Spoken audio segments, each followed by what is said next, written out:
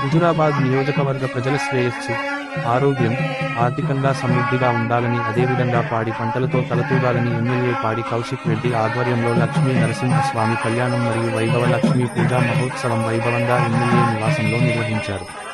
ఈ కార్యక్రమంలో మాజీ మంత్రి హరీష్ రావుతో పాటు కౌశిక్ రెడ్డి కుటుంబ సభ్యులు ముఖ్య అతిథులుగా పాల్గొన్నారు.